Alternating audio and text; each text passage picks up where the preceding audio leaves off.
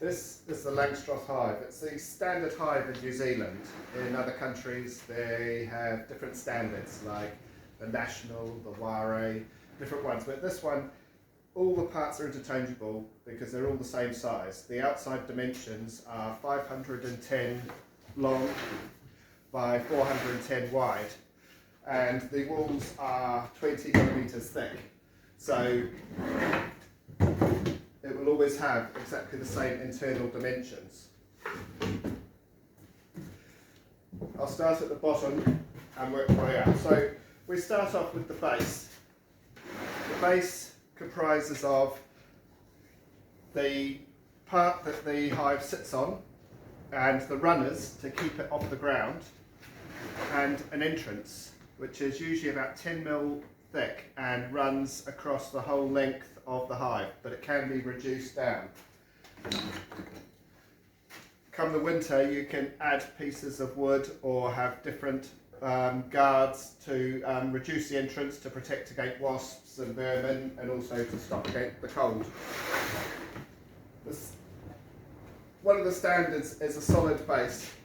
This is the runners, solid floor and 10 mil thick round the edge. This is so that the hive can sit on top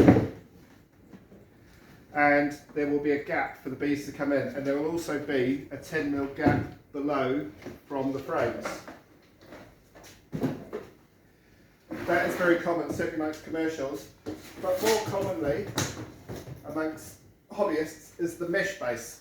You can buy these or you can make them. They're the same layout, same basic principles as the solid base. They can have the runners going long ways or across ways, it doesn't matter. They also always have a landing board so that it's easier for the bees to come in, land, and come in or come out and take off.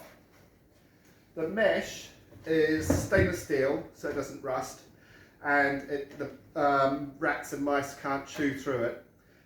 The holes are too small for bees or wasps to get through, but they're big enough for the mites to drop down through, which is part of what helps you treat or mitigate grower mites. You can also make a core flute board that slides in underneath and blocks it off. That way no cold air comes through, but you do get the mites still dropping down. Another type of base is a plastic one called the Hive Doctor. Now this is vented like this one here. It has different colour or different shapes at the front, the entrance, to help guide the bees in, so that stops drift amongst other hives if they're close together. And it's got this little gate here. So when it's like this, it's closed and bees can't get in, but when it's open, the bees can come in. It's quite a small entrance. But another feature of this is that it has these lugs here, here and here, which holds the top box in place, so it won't slide around.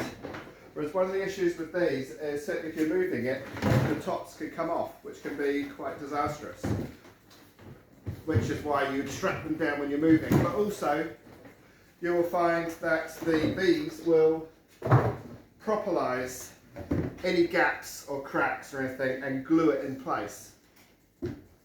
So that's the basis.